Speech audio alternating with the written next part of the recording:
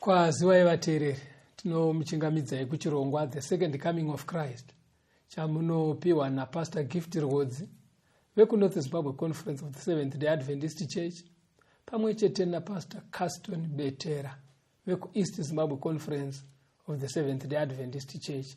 Mustudio nhasi tina Proclaim Rhodzi ndiye ari kutiisira musign language. Mufundisi kwasai vateereri. Vateereri tinokuchingamidzai kuchirongwa. Tinoda kutenda nhasi hurukuro yedu yatinayo ine musoro wenyaya unoti iwo nzvimbo tsvene yekudenga nevatema vemuAfrica. Mauya kuAfrica. Tega timbotsoka muAfrica. Tiri kutaura zvenzvimbo tsvene nebasa riri kubatwa kudenga. Yes. Tinoda kuti tinzwewo kuti Bhaibheri rinoti vatema vemuAfrica varimo here munyaya idzi. Chidzidzo chenyu mufundisi handize kuti muchachifambisa sei, hachisi chekuda kungonyengetedza here vanhu. Unoda muchida kungonyengetedza vanhu kuti vanhu vangonzwa kufara kuti tirimo munyaya dzedu. Aiwa, zvakanaka unoziva kana muchidzidza ka. Mupote muchiti pfungwa yauya ka. Muitsvage kuti muBhaibheri irimo here. Saka toda kuona kuti iro Bhaibheri rine parinombotaurawo here kuti vanhu vatema vakabva nekupi. But pamutaura vatema muchasviko here kuno kuZimbabwe kunana Museya mwanana Samaita. Nekuti wakamboona kuti kana tikasangana isu vabinga tiye tingotaura zvekwamutasa chete. Vamwenyu vakasanganawo vanenge vachitaurawo zvevaremba nevekwasahe ndozvavanenge vachitaura. Vana Musiyamwa vakasangana vanotaura zvekwanyashanu nyika yavo yeuhera. Saka toda kunzwa kuti Bhaibheri rinoti vanhu ivava zvakambofamba sei. Handisi mazvona. Nekuti Bhaibheri kana tichiriverenga mufundisi rinotiisira pachena kuti munhu wokutanga kusikwa ndiAdhamu. Ndiye muna Genesis ka. Ndiye munhu akatanga kusikwa. Handisi mazvona. Saka zvakanaka kuti tizive kuti kuzobva kuna Adhamu ko vaira moyo vakanozobuda nepapi. Zvakatikosherawo izvo. Saka atipinde muchidzidzo. Titange nekunoverenga vateerere kuna Genesis chapter 5. Tichaverenga mavhesi akawanda muna Genesis chapter 5. Asida kungoti imimi verengai chapter 5 yese. Saka tichaverengerwa verse 1 kusvika pa4, toverenga verse 6, verse 9, verse 12, verse 15, verse 18, verse 21, verse 25, verse 28 na 29 ne verse 32. Genesis chapter 5 verse 1 to 4. Ndeyiyi bhuku yemarudzi aAdhamu. Musi waakasika munhu, Mwari wakamuita nemufananidzo waMwari. Wakavasika murume nemukadzi, akavaropafadza, akavatumidza zita rinonzi munhu, musi waakavasika. Adhamu akagara makore 130 akabereka mwanakomana wakafanana naye. Wakamutodza, akamutumidza zita rinonzi Seti. Mazuva aAdhamu shure kwekuberekwa kwaSeti akanga ari makore 900. Akabereka vanakomana nevanasikana. Verse 6. Tisataenda paverse 6 vateereri. Pane chimwe chinhu pane mumwe mubvunzo unogara uchibvunzwa mufundisi nevateereri. Vanenge vachiti iro bhaibheri zvarinoti Kaini mushure mekuponda Abhel akazotizira kunodhe akanorora ikoko uyo akanorora kwakati uyo akabereka vana. Ndaudzisa mubvunzo wacho vateereri, ndofunga munogara muchiisa mubvunzo wekuti imimi bhaibheri renyu imi vamwe vanenge vaitoti rinonyepa. Vanenge vachiti nekuti Adhamu akaita vana 2, Kaini na Abhel. Abhel ndobva apondwa naKaini. Saka bhaibheri rinobva razoti Kaini akaenda kunyika yeNodhi akanowana mukadzi wake ikoko ndobva aita mhuri. Saka mubvunzo unobva waendewo kuti Kaini akanororani, vanhu vacho vaakaroora vakabvepi? Muchida kuti kudii? Saka idati unozi zvinouya mupfungwa dzevanhu ka zvinoita sokuti Adhamu naEvha vasikwa nhasi, mangwana acho ndobva vabereka Kaini, kuswera mangwana ndobva vabereka Abhel, pazuva raiteera Kaini ndobva aponda Abhel, ndobva abva atotizira kunoti kwakunoroora ikoko. Ndo kafungiro kandiri kuona pamubvunzo wamuri kubvunza. Asi ndima yataverenga iyi yati Adhamu akabereka vanakomana nevanasikana.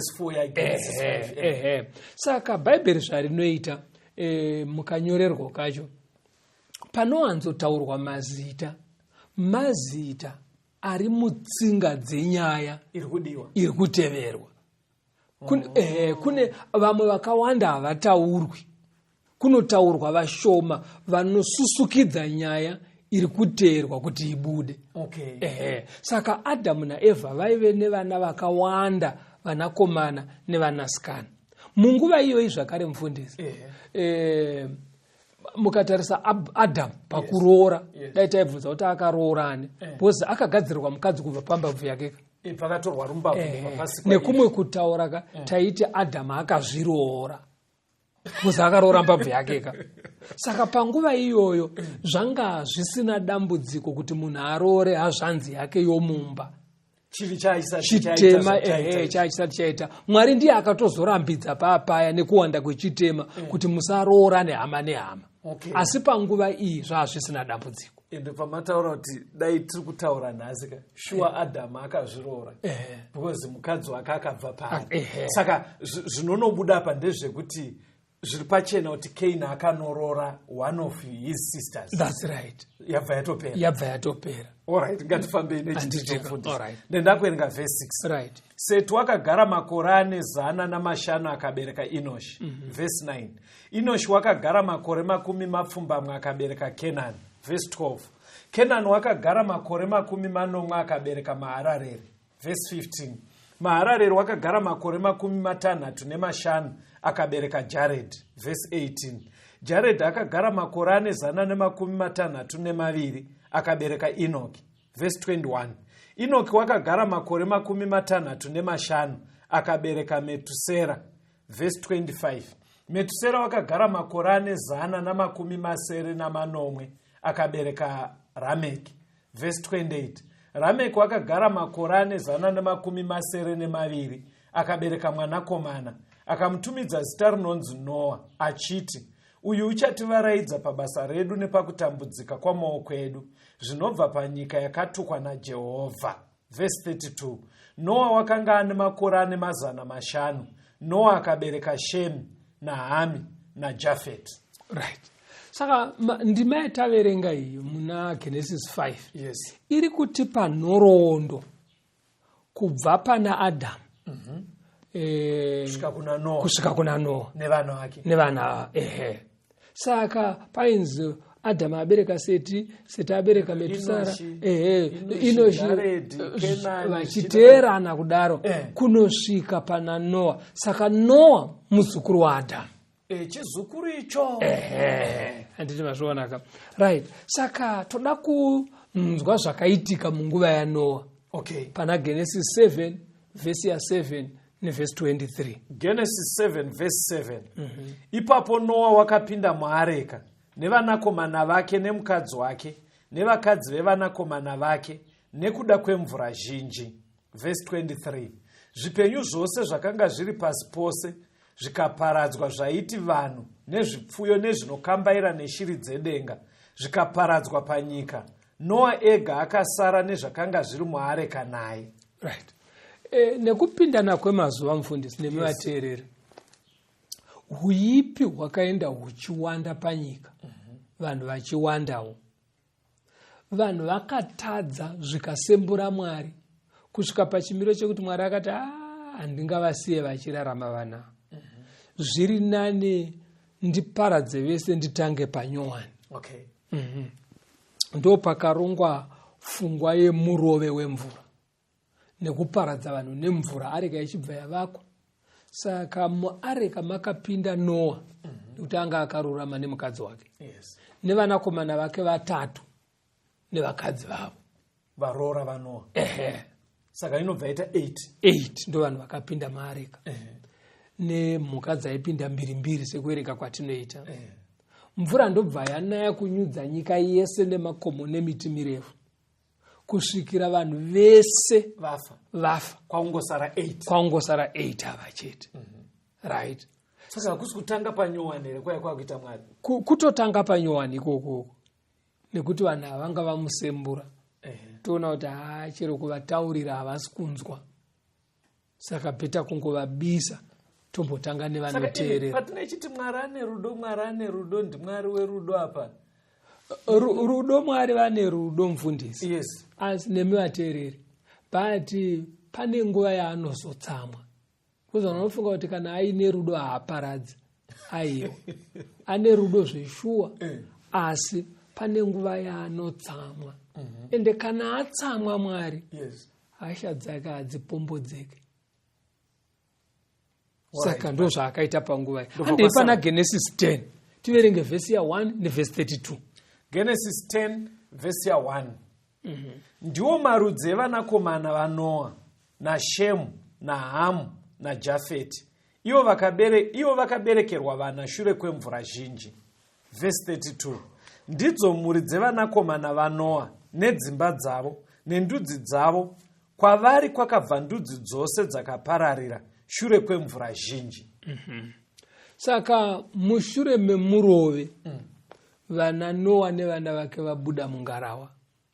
Kuri kunzi vana ava vakazotanga kubereka ndobva vakupararira.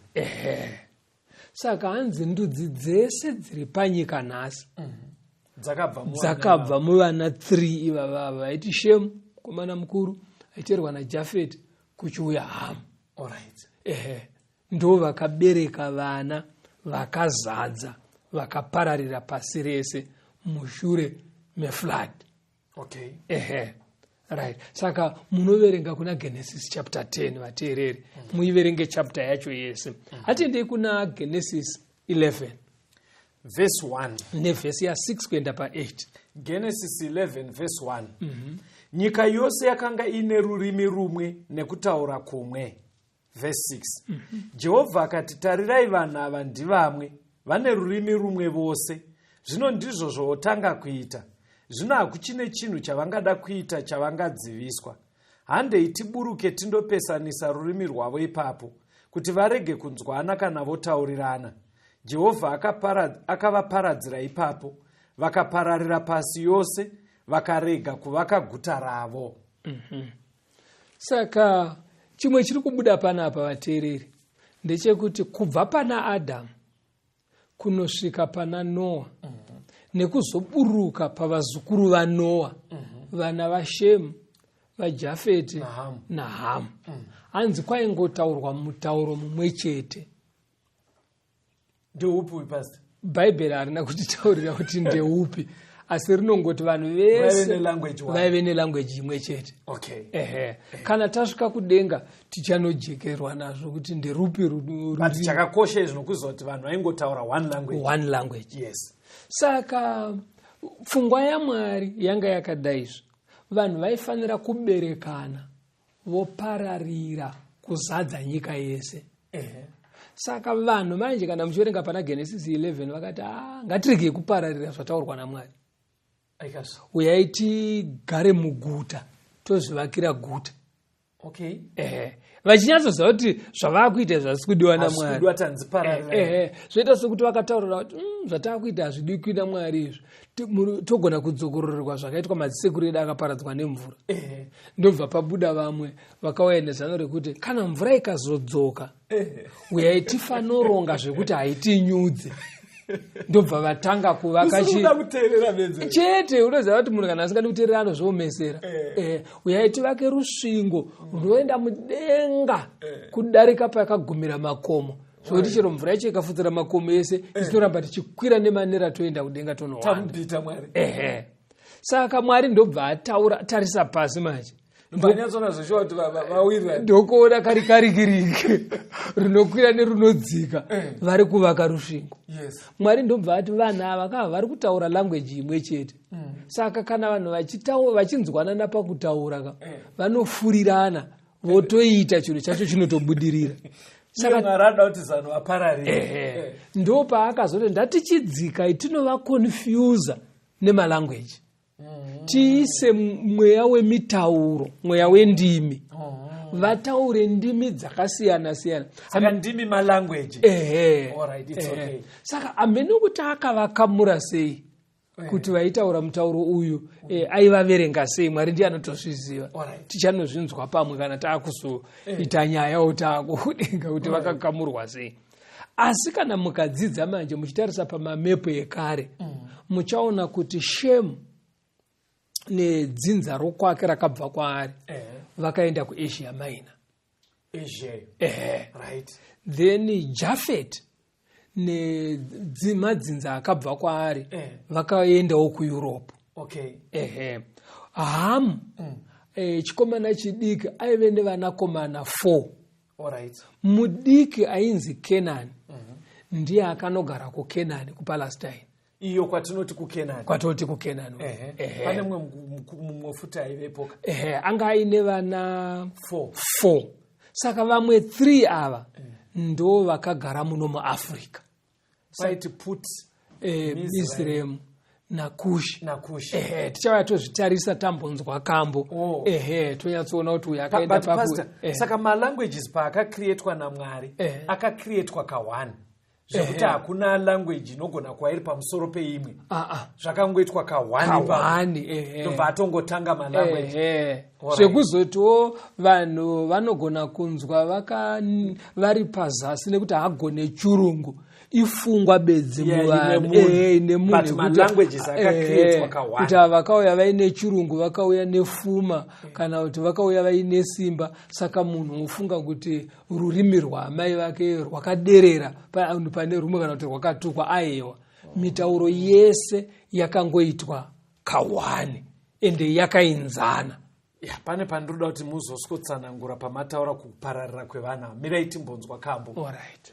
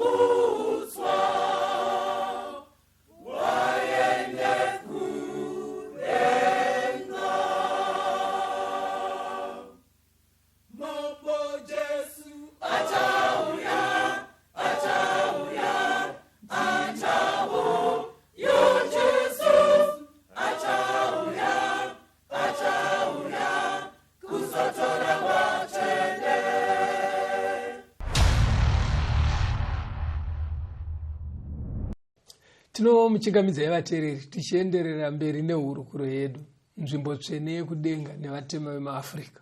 Ndaida kuti mudzokorore pamataura vana vaHamu. Vana vaHamu. Because Matimi Shemu ndiye akaenda kuAsia. Right. Jafet akaenda kuEurope. Right. Papasara paHamu. Saka pamati Jafet akaenda kuEurope, saka ndo panobva pabudo kuna naAmerica. Because vakabva nekuEurope zvokavhana zvakadaro. Vana America kamukatarisa yakazoumbwa machi later vanhu vakutiza persecution yaitwa kuEurope nechechi yemakristu vachibvatiza. Kunyange vakanowana havo kuine tumwe tuvanhu twanga turi shoma. Saka tuda pana Hamu. Pamati akaita vanhu vake vangani? Akaita vanhu vake 4 Kush. Mati Kush akaenda ku. Right. Tisati taenda apa pane mupfungwa yamataura yemitauro. Yes. Kuti mitauro iyi payakaunzwa paTower of Babel yakangodirwa naMwari kawani. Yes. Ende vanhu vese ava muri kuona kuti dzanga dziri hama nehama vaitogara pamwe chete. Zvokuti mitauro payakauya haina kubva yati imimi ndimi superior ava vari inferior. Aiwa, mitauro yakangodirwa vanhu vakaita kuti vanhu vangoparadzana. Enda ugonozoramba uchigara pano vanhu vausiri kunzwa. Mungoti vakunzwanana penyu. Saka iye zvinezvi ukaona vanhu vachishorana nekuda kwemutauro kusangoziya kwakabva nyaya. Ezvino zvinoita sokuti vamwe vanotaura umwe mutauro vakaderera pane vamwe ndekwakagara vamwe dzapfungwa dzevanhu asi maonera aMwari. Mwari haana kudzikisira vamwe nekuda kwemutauro. Zvekuti kana amai vako vari mushona uchitaura chishona unofanira kungonzwa ungori munhu pamberi paMwari ane ukoshi hwakangofanana neumwewo ane umwe mutauro wakewo. Handiti mapabata.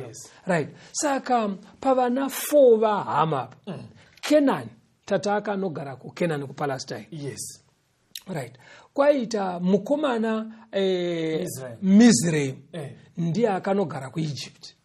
Uko muAfrica. Put akagara kuLibya. Libya yekuAfrica kwaenana mama Gaddafi. West Africa. Kush akagara muEthiopia. Muafrica. Muno muAfrica futi. Saka in other words tukuti vana vaHamu vazhinji vacho vakauya muno muAfrica. Vashemu kuAsia. VaJafet Europe. Right. Pastor. Saka Africa iri kubuda apa kuti madzinza akabva nemuna Hamu. Vasukuru vaHamu. But pavana vaHamu manje mukomana mukuru ainzi Kush. Vanodzidza Bhaibheri vanoti anga akaberekwa aine ganda dema. Kush. Pamuri kutaura maybe nditoona vhesi racho iri. Genesis 10 verse 6. Vanakomana vaHami ndivo Kush naMizraim naPut naKenani. Right. Ndo vana vaHamu ivava. Right. Saka Kush ndiye anga akaberekwa aine ganda dema. Aigara kuEthiopia. Yes. Ndosaka muchiona Bhaibheri kana richitaura rive ringe munzwe kuna Jeremiah 13 pavhesi ya 23. komuethiopia ungashandura ganda rake here kana ingwe mavara ayo here? Right. Saka bhaibheri kana richirifeya kumunhu mutema rinoti mutopia, nechikonzero chekuti munhu wekutanga mutema aigara muethiopia ndikushi. Okay. Saka zvauti Mwari ndiye akatotisika futi here nemaruvara edu. Zvazvinoita ndezvekuti Mwari akanga asika Adhamu. Yes. Ruvara rwake atiri kuone panapa. Arutaurwe. Asi pakudzidza ndo panobuda kuti kushi pane zvinhu zvakawanda zvinozoita kuti tisiyane ruvara. Chero mumba unogona kuona mumwe mwana mutsvuku, umwe anogona kubuda akaita akasviba sezvandakaita, anditazviona. Pane zvimwe zvinogona kutsanangurwa kusayenzi manje. But generally muri kutoti kusiyana kwevanaka kutorimo mubhaibheri. Okay. Ende kusviba kwakaita ganda rake kwakusigurwa kuti kusekwa naMwari kana kuti kutukwa kwaakaitwa naMwari ndo maberekerwo akangoitwa kushi ndiye ari kunzi muethiopia. Nekuti aigara Ethiopia. Saka zvine zvase vanhu vatema unzi veEthiopia anditwazva. Ndosaka Jeremia ari kuti mutopia angachinje here ganda rake. Zvakamboda kuitwa neambi makore akapfuura. Vanhu vaizora ambi mafuta aya anoita kuti kutsvuke, but kwaingotsvuka kumeso bedzi, kumwe kwese kwakasviba. Isiye iyoyo muri kumashure pastor. Because kana muchitazve ambika muri kumashure pastor. Kwani ichitaura kana ndiwo recurrent taura. Zvokuti munhu anenge akangodai kumeso chete but miri wese usara uine kana chako. Kunotone zvinopfuura ambi. Kwakunwa mapiritsi nemajekiseni. Alright, ngatiende pamberi. Saka taona isusu kuti munhu mutema anga ari Kushi. Aigara kuEthiopia. Anditika toda kuenda mberi zvakare tiri kuteera madzinza. Tabva kuna Adhamu. Tikafamba naye kunosvika pana Noa. Noa ndiye atipa vanakomana vatatu ava. Shem, Jafet naHam. Saka ndobva taona vana vaHam ndo vakauya kuno kuAfrica. Rega timbonoteera kuna Genesis 11 timboona vaShem, madzinza akabva nokuna Shem. Kuna Genesis 11 mukona kuzoverenga yese vateereri, asi tichangoverenga mavhesi tichijamba mamwe, vhesi ya 10, vhesi ya 12, vhesi ya 14, vhesi ya 16, vhesi ya 18, vhesi ya 20, vhesi ya 22, vhesi ya 24 nevhesi 27 dzaGenesis 11. Genesis 11 vhesi ya 10. Ndiwo marudzi aShemu. Shemu akanga ane makore ane 100 akabereka Apakshad. Mvura zhinji yapfuura makore 2. Apakshad wakagara makore ane 35 akabereka Shera. Shera wakanga ane makore ane 30 akabereka Ebheri. Ebheri wakanga ane makore ane 34 akabereka Peregi. Peregi wakagara makore ane 30 akabereka Reu. Reu wakagara makore ane 32 akabereka Serugi. Serugi wakagara makore ane 30 akabereka Nahori. Nahori wakagara makore ane 20 akabereka Tera. Ndiwo marudzi aTera. Tera wakabereka Abrama naNahori naHarani. Harani akabereka Roti.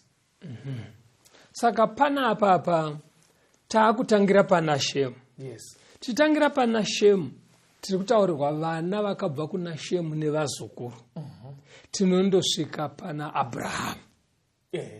Ndimapabata. In other words, muri kuti Abraham muzukuru waShemu. Shemu mwana waNoa. Right. Noa muzukuru waAdhamu. Right. Okay. Saka tinogona kudzika nenyaya yacho kubva pana Adhamu. Tonobuda muna Noa. Topinda muna Shemu. Todzika futi yonobuda pana Abraham. But tichibva kuna Adhamu tikabuda pana Noa. Tikapinda muna Hamu. Inonotisvitsa kuna Kushi mutopia. Okay. Tichingodaro. Saka munozoona kuti vana naKusha matopia nana Abrahama. Ihama nehama. Okay. Sekuru ravo iwani lezo anditi wapaona. Saka handei pana Genesis 18 vhesi ya 18 na 19. Genesis 18 vhesi 18 na 19. Abrahamu zvaachava rudzi rukuru rune simba, nendudzi dzose dzenyika dzicharopafadzwa maari, nekuti ndakamutsaura kuti arayire vana vake neveimba yake vanomutevera kuti vachengete nzira yaJehovha, vaite zvakarurama nezvakanaka, kuti Jehovha auyise pamusoro paAbhurahama izvo zvaakataura pamusoro pake. Saka Abraham panapa anotsaurwa naMwari kuti adzidzise marudzi kuti Mwari anonamatwa sei. Because nekufamba kwenguva vazukuru vaNoa vaya vakatanga zvakare kubva pamberi paMwari. Kashoma nekashoma. Mwari ndokuona kuti pane need yekuti kuwanikwe anodzidzisa vanhu ava. Kuti ndofanira kunamatwa sei. Saka Mwari ndokunoona. Saka munhu haungonamate zvaurungoti ini ndo zvakandisunungukira. Aiwa haungonamate zvekungoti ndo zviri kufunga zvandiri kufunga. Aiwa ndinoita zvandiri comfortable. Kunotori nekanamatiro kanodiwa naMwari. Mwari ane kanamatiro kaanoda. Saka ndokaida kuti vanhu vadzidziswe. Ndobva ananganidza pasi. Ndobva anoona Abrahamu mumba mavo maitotambuka mashai. Maakaberekera kwaana Nahori. Anditozvona. Asi iye manje mumwoyo wake aive nehana inotirimuka, inoda Mwari. Inokurumidza kuti kana Mwari akataura aita shungu dzotoda kuita zvataurwa naMwari. Saka ndiye akasarudzwa naMwari zvakanzi ngatiitirei Abraham tigomuita ticha wemandudzi. Kubvira pahama dzake atiche vamwe vanhu vese. Verengai vaRoma 3 munzwe vhesi ya 1 na 2. vaRoma 3. Ko muJudha unopfuura vamwe neiko? Kana kudzingiswa kunobatsireiko? Zvizhinji nemitoo yose. Pakutanga kuti ndivo vakapiwa mashoko aMwari. MaJudha vazukuru vaAbhurahama muchazviona patiri kudzika nehurukuro yedu. Atinozviona. Saka vari kunzi vanodarika dzimwe ndudzi pakuita sei? Vane special pakudii. Zvikanzi hapana chimbori special kunze kwekungoti ndo vakapiwa nyaya dzaMwari. Nemirayiro yaMwari ndo vakaturirwa mashoko aMwari kuti vadzidzise dzimwe ndudzi. Saka muri kuti here pastor ipapa itori fact here because yekutoti ndo vakapiwa kuti tizozivawo. Because pane pfungwa inoramba ichitenderei kuti hatingarambe tichiita zvananingi. Aiwa isi tine kaitiro yetu Bhaibheri kutoti aiwa Mwari aida kuti vatiche vanhu vese. Saka iye haisi nyaya yavo inyaya yaMwari. Asi vari kunzi vatiche vamwe vanhu.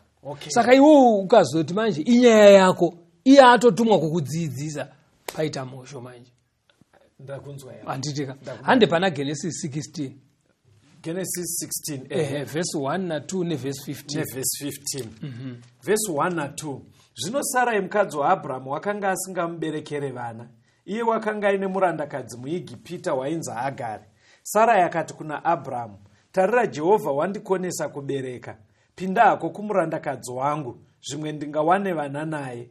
Abhurahama akateerera shoko raSarai. Verse 15. Hagari akaberekera Abhurahama mwanakomana. Abhurahama akamutumidza mwanakomana wake waakaberekerwa naHagari zita rinonzi Ishmaeri. Abhurahama aive nemukadzi ainzi Sara. But vakaita makore vasina mwana. Saka Abhurahama manje akaleka faith. Akashaya kutenda kuti amirire mwana aizozvarwa naSara. Saka ndobva afanoenda kuna Haga maid muranda mudzimai aivashandira. Ndiye waakanotora kuita mukadzi wepiri kwakuita mwana naye. Ndo pakazvarwa mukomana ainzi Ishmael. Saka Ishmael ndiye baba wemaArabu. MaArabs. Saka maArabu vana vaAbhurahama. Vana vaAbhurahama vazukuru vaAbhurahama ivavo. Asi kuburikidza naIshmaeri. Mwana wakwamainini wekwaHaga. Ida pana Genesis 21 verse ya 3. Genesis 21 verse 3. Abhurahama akatumidza mwanakomana wake waakaberekerwa naSarai zita rinonzi Isaka. Saka Sara manje nguva yaMwari yazokwana akazozvara mwana. Atoone makore 90. Ipapo imbomira nemuatereri hatizive zvimwe zvinhu zvikukushungurudzai zvamunoda kuti Mwari akuitirei. Mirirai kuna Mwari. Musaite mashortcut. kumirira kuna Mwari chaiko ngatimirirei Mwari. Especially panyaya yevana iri kutotaurwa ngatimirirei Mwari. Fambeni pasi. Saka nguva yazokwana manje. Sara kwautobata pamiri ane makore 90. Yes. Ndobva abereka mwana mukomana. Ndiye akazotumidzwa kunzi Isaac. Saka Isaac mwana waAbraham. Ishmael ari mwana waAbraham. Vakasiyana kumadzimai. Okay. Rekatinzwe nekufamba kwenguva kubva kuna Isaac kuti kwakazoita sei pana Genesis 25 verse 25 na 26 vateereri. Genesis 25 verse 25 na 26. Wekutanga akabuda ari mutsvuku, muviri wose wakaita senguo ine mvere. Vakamutumidza zita rake Esau. Pashure munin'ina wake akabuda, ruoko rwake rwakabata chitsitsinho chaEsau. Vakamutumidza zita rake Jakobho. Isaka wakanga ane makore 60 pakuberekwa kwavo. Saka Isaac akazoroora Rebecca ndokuberekerwa matwins vakomana Esau na Jacob. Yes. Andizvazvona. Saka tiri kuteera nyaya yedu ka tabva kuna Shemu tasvika pana Abraham ndobva atipa Ishmaeri aita baba wemaArabs. Right. Ndobva Abraham kuburikidza naSara atipa Isaac ndiye aita matwins Jacob na Esau. Rekatinde pana Genesis 32. Genesis 32 verse 27 na 28. Akati kwaari, zita rako ndianiko? Iye akati Jakobho. Akati zita rako harichazonzi Jakobho asi Israeri, nekuti wakarwa navana naMwari nevanhu ukakunda. Right. Jakobho akudzoka kubva kwaRabhani. Yes. Pane usiku hwaarara achiita mutsimba nengirozi. Kunze kwakunoedza ngirozi inoti chirega ndiende. Iye akati aiwa mutotanga mandikomborera. Ndobva abvunzwa kuti zita rako ndiwe ani? Sikanzi Jacob. Ndini Jacob. Ndinozvona. Kunyeba kuya kwapera because paakabvunzwa nababa wake ndianiko akati Esau achinyeba. Saka aive munyepi. But apa manje akutaura chokwadi manje.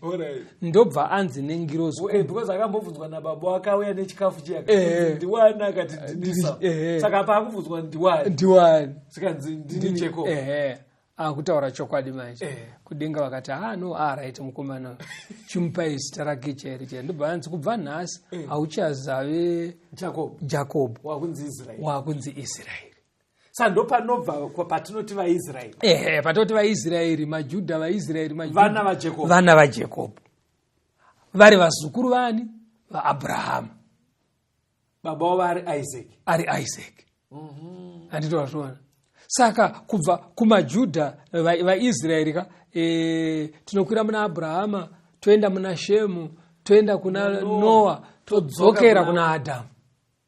Ini ndikuyanyoda pevaEthiopia right. Chirega timbonzwa kambo tidzoke kumanje kuvaTopia. Pachikamu chinoteera vateereri tichiswenda kuvaTopia. Rambai muri pachirongwa vateereri.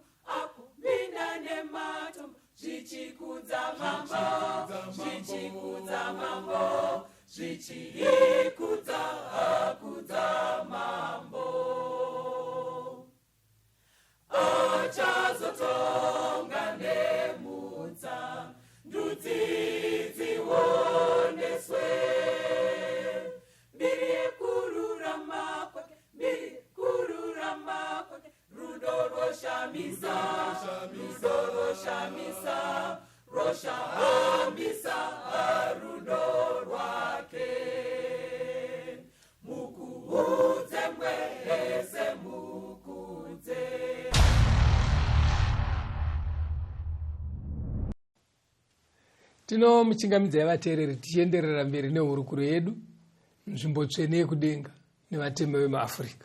Right, Pastor. Zvakurukurika muchidzidzo so far zviri kuratidza ndudzi dzese dzevanhu dzichibva pana Adhamu, nekuti Noa aive muzukuru waAdhamu, ndiye atipa vanakomana vatatu, Shemu, Jafeti naHamu. Kuna Shemu ndokwakabuda vanhu vakaenda nekuAsia, kuna Jafeti vakaenda kuEurope, kuna Hamu vazhinji vavo vakauya kuno kuAfrica. Ndobva taona kuti kuna Shemu ndokune dzinza razonoburitsa Abrahamu. Abrahamu abereka Ishmaeri nemukadzi uya Hagari pabuda maArabs. Abrahamu akabereka Isaac, panova ipo pazobuda Jacob achinjwa zita kunzi Israeri, ndokwabva vaIsraeri.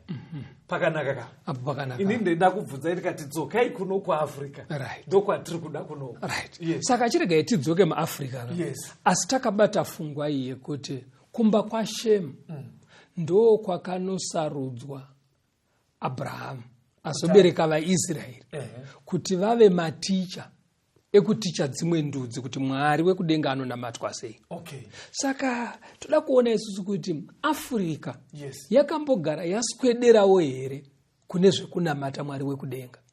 Yakambowanawo here mukana. Aiwa, yaigowana sei kwanditi maticha aiva here? Ndichirega tinzwe manje kuti maticha zvakanga ari uko kuAsia Minor uko kuAfrica Mwari aiita seionayo. Zamatorora murubva maita muchiti Africa. Anondifungiza zvinotaurika munharaunda dzekuti kuti Africa ichitaurwa. Ivomira zvemunharaunda. Ndaverenga Genesis 46. Genesis 46 verse 1 to 4. Wozobva waverenga chapter 47 verse 6. All right. Zvino Israeri wakabva nezvose zvaakanga anazvo akasvika Bheerishebha. Akabayira Mwari wababa vake Isaka zvibayiro. Mwari akataura naIsraeri nezviratidzo usiku akati, Jakobho, Jakobho. Iye akati, ndiri pano hangu. Akati, ndini Mwari, iye Mwari wababa wako. Usatya hako kuburukira Ijipita, nekuti ndichakuita rudzi rukuru ikoko. Ndichaburukira Ijipita newe, ndigokudzosazve zviro kwazvo. Josefu ndiye achatsika meso ako. Genesis 47 verse 6. Nyika yeIjipita iri pamberi pako, baba vako namai vako nevana vababa vako ngavagare panzvimbo yakaisonaka panyika ino, ngavagare panyika yeGosheni. Kana uchiziva kuti pakati pavo pane varume vakangwara, uvaite vatariri vemombe dzangu. Right. Chiri kuitika panapa, Jacob Israeri uya nemhuri yake vauya kuEgypt. Paita nzara kuKenani. Yes. Saka vakudzinda Mwari, sunungukai kuenda kuEgypt. Yes. Endewo zveshuwa Faro akasvika vagashira. Zvakanaka. Chasaka vazogashirwa unoziva kuti chi? Josefu akanga amboitirwa godo nemadzikoma atengeswa uya. Yes. kuEgypt.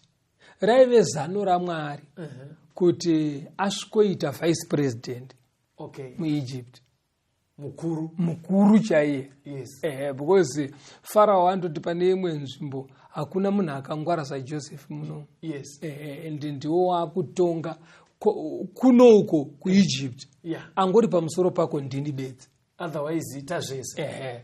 Imbofunga iwo kuti dai Farao akangomuka rimwe zuva ati ndoda kutsvaga vice wangu asi ndakunomutsvaga kuKenani.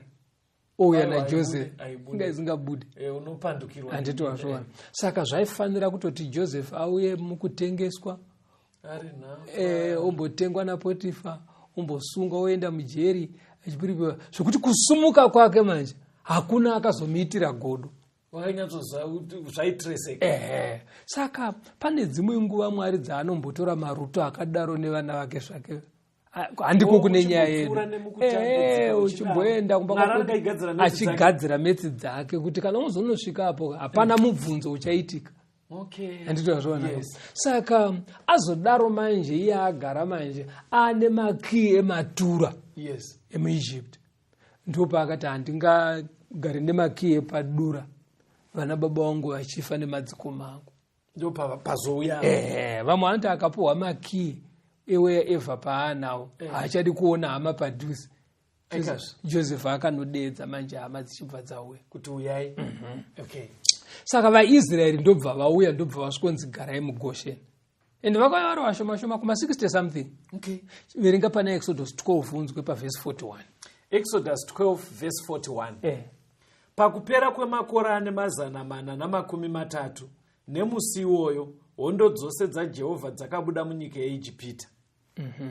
Saka mushure memakore 430 varimo muEgypt vaIsraeri.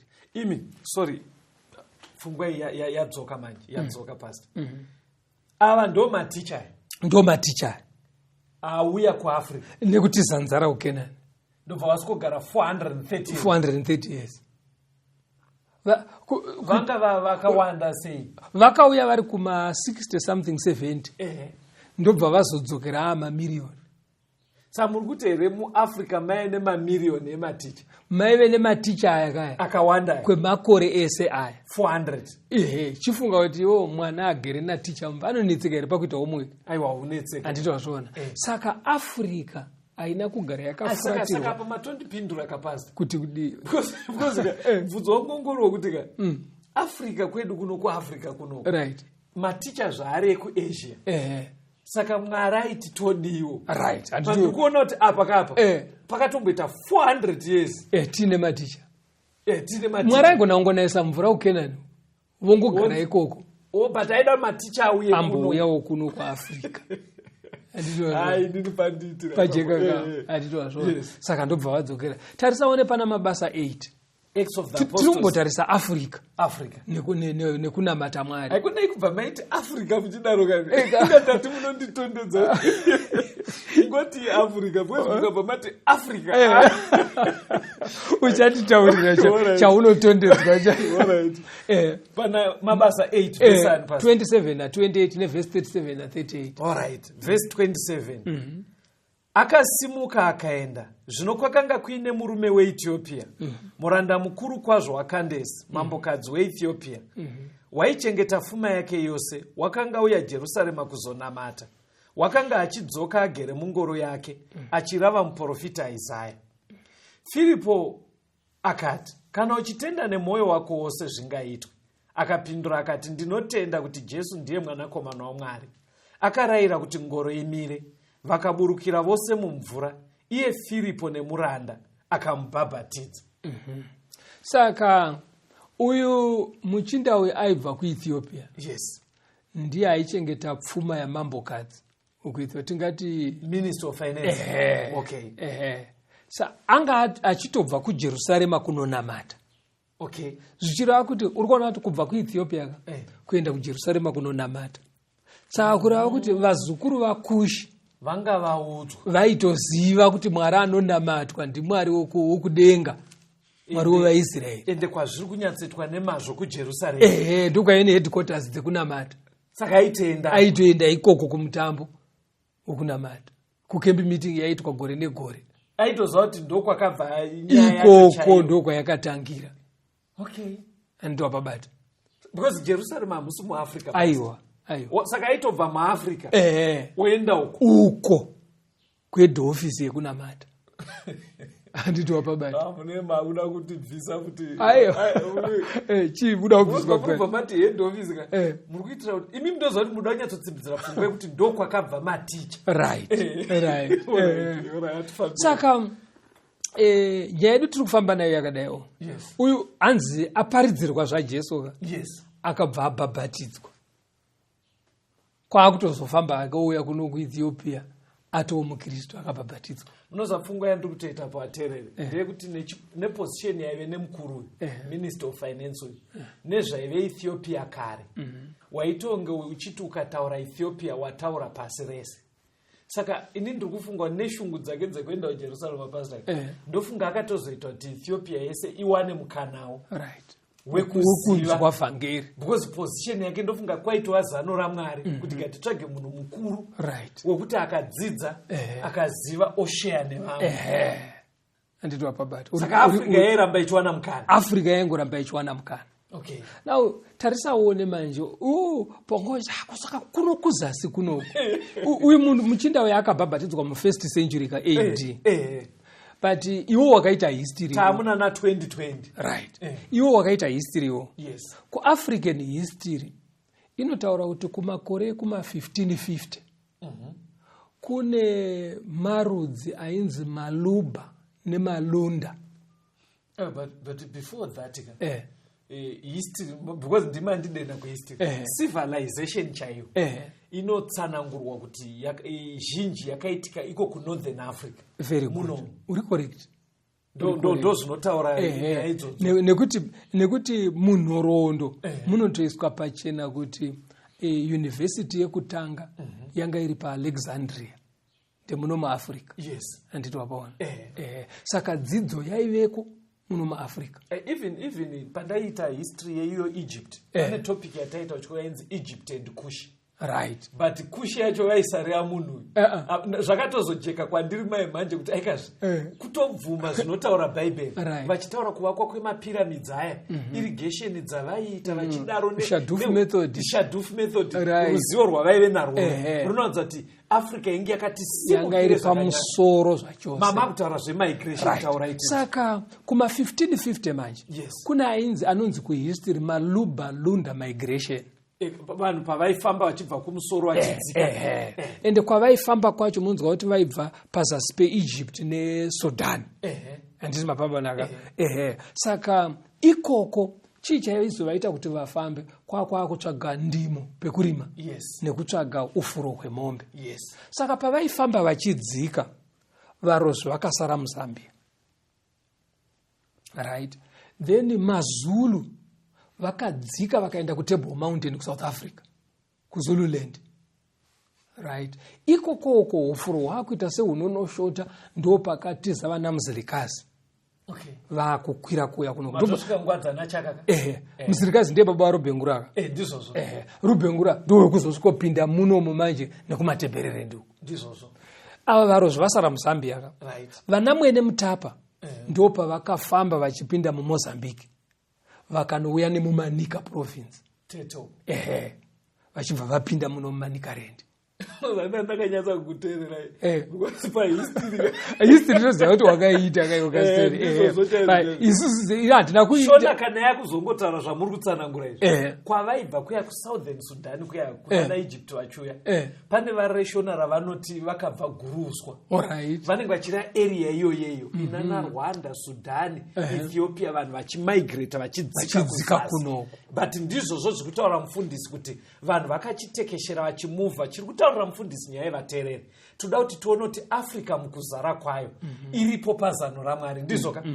Vanhu vachidzika vavataura varozvi avo vachipinda nekutete Manika vana munhu Mutapa kuTable Mountain yaCape Town kuSouth Africa ndokwa vakanopinda nako anachaka kuchizoyana muzilikazi kusvika naLobengula vapinda nekumaTebeleland. Famba itinzwa mufundisi. Right. Saka kufamba kwavakaita kumusoro kwavakabva uko kunana Egypt ndo kwakabvawo vana Moses newaIsrael vachienda kuKenani. Ava vachidzika kuno vachitungamiro vaIsrael vachienda kuenda kuKenani. Saka hazvishamise manje kuti pavakabva kumusoro ukoka vakabva vaine knowledge yaMwari kuti anonamatwa sei. Vatitongoti ndizvo. Handiti wazviona. Aungoti uchisimuka panzvimbo wobva tokanganwa pongo. Ayo. Unodzika neinformation. Ndosaka uchiona manje kune vakadzika kuno zasi. Kune vanonzi the black Jews of the Southern Africa. Ndo vamwenyi ka. Saka vamwenyi chavanoitirwa kunzi black Jews unoziva kuti chii? Itsika yecircumcision yekuchecheudza iya. Vamwenyi havana kuisiya. Iyo yakatichwa Abraham naMwari iye. Handiti wazvionaka. Vakadzika vakabata patsika iyoyo. Unoona kuti chavakazosvika kunoku vainacho icircumcision chete. Dzimwe dzidziso vakasiya. Saka vanhu pavaidzika kuuya kunoku pane zvinhu 2 zvakasiyiwa. Because pavakasvika chimwe chekutanga vakasiya kunamata kwaMwari wemuBhaibheri. Anova musiki. Saka Mwari wemuBhaibheri ndiye musiki, ndiye wedu tese. Ndiye wedu tese. Right. Ndokutanga kunamata zvimwari zvakasiyana siyana nekunyanya kuspecialize kunamata midzimu. Chimwe chavakasiya futi civilization. Education vakaisiya masitateguru edu ekunozasi. Education yakatozouya yoitwa reintroduce nemamissionary. but taive nayo yaive yedu zvekuti Africa ndo yaifanira kutobira mhiri kunodzidzisa vana vaJafeti nekunodzidzisa vazukuru vaShemu. Saka pastor pindure mvunzo ndikuona nguva dzedu dzafamba. Kana dai taida kutaura pachokwadi chatinoti chivanhu chedu chii? Isusu chatinoti chivanhu chedu ezvezvi takura zvemidzi mundoziva but nekudzidzisa kwamaita chaifana kuva chivanhu chedu chii? Kunamatwa kwaMwari uye nekungwara kwedzidzo nedevelopment. Because irrigation yatakudzidziswa nevaIsraeri yakatangira muno muAfrica.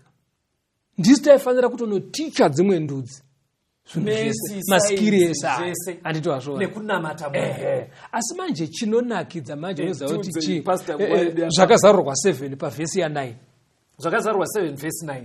Shure kwaizvozvo ndakatarira ndikaona vazhinji vasingagoni kuerengwa nemunhu vakabva kundudzi dzose nemarudzi nevanhu nendimi vamire pamberi pechigaro choushe nepamberi pegwayana vakapfeka nguo chena vakabata michindwe mumaoko avo. Verse 13. Right, kamira henyu ipapo. Yes. Panapa Johana akaratidzwa vanenga vaponeswa manje nebasa riri kubatwa naJesu musanctuary nhasi. Yes. Akaoneswa vanhu vakabva kundudzi dzese. Kana zvichinzi ndudzi dzese kureva kuti vazukuru vaJafeti varipo, vazukuru vaShemu varipo, vazukuru vaHamu Africa naNakushi Africa tiripo futi. Handwazvona ndiyo inotaurwa pana Johani 3:16 nekuti Mwari akada nyika nekudaro kuti akapa mwanakomana wake kuti ani nani anotenda ave noupenyu husingaperi. Kureva kuti mumwenye akatenda anoponeswa. Mwiratembo anoponeswa. Vana Nyamuziwa Machota anoponeswa. Vana Dhewa Boyo Varozvi anoponeswa. Ani nani angotenda anoponeswa. Munhu wese. Toda kutenda vateereri nechidzidzo chachiri pakati pedu, nzvimbo tsvene yaMwari nezano rina Mwari nevatema vemuAfrica.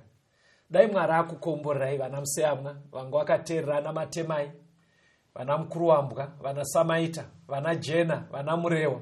Nekusiyana kwedu tose handingapedze madedzerana atinoitana, ungave Murozvi, Mumwenye, nenzvimbo dzakasiyana dzatinobva, angave Mundevere, Mushona, Mutonga, Munyanja. Nekusiyana kwedu zvikuratidza kuti chivanhu chedu, teererai vateereri, chiri kubva pakunamatwa kwaMwari wemubhaibheri anova Musiki. Ndo zvaive zvedu, ende Mwari akatipa mateachers aya for 400 years tichidzidziswa nyaya dzameno padzakarasikira.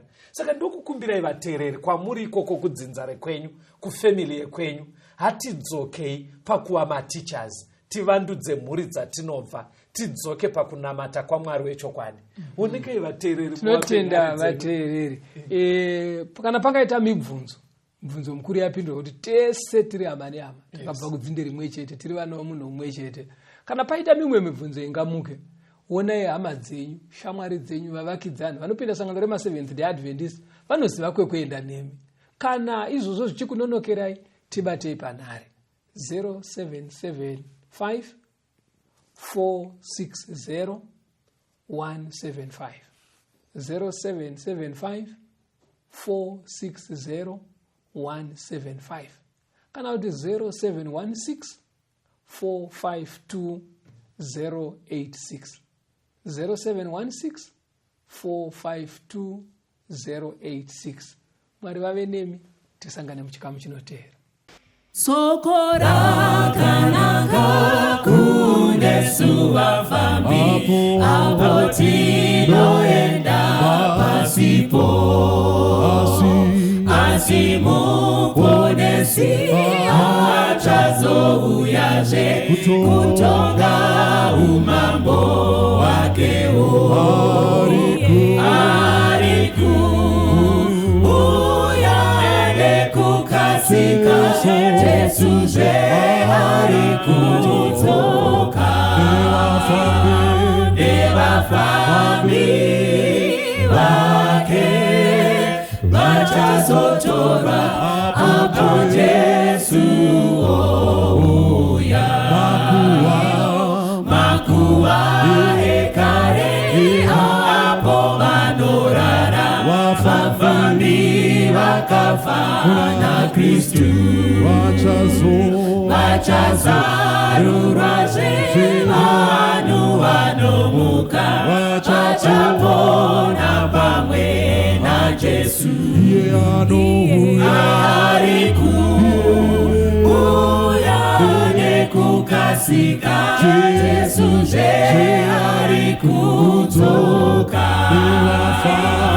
nevafambi vake vachazotora apo Jesu ouya. Tichasangana kumusha wekudenga, tichaimba nekuponeswa, vaponesi vachabva pasi rese vanamate mambo wedenga. Ari kuuya nekukasika, Jesuzve ari kudzoka nevafambi vake vachazotora apo Jesu ouya. Haleluya, ameni, haleluya, nekudawira tichasvika, namatasimbira kufaradakara, topfeka mbiri yekudenga. Ari kuuya nekukasika, Jesuzve ari kudzoka nevafambi vake vachazotora apo Jesu ouya. Haleluya, ameni, haleluya, nekudawira tichasvika, namatasimbira kufaradakara, topfeka mbiri yekudenga. Ari kuuya nekukasika, Jesuzve ari kudzoka nevafambi vake vachazotora apo Jesu ouya.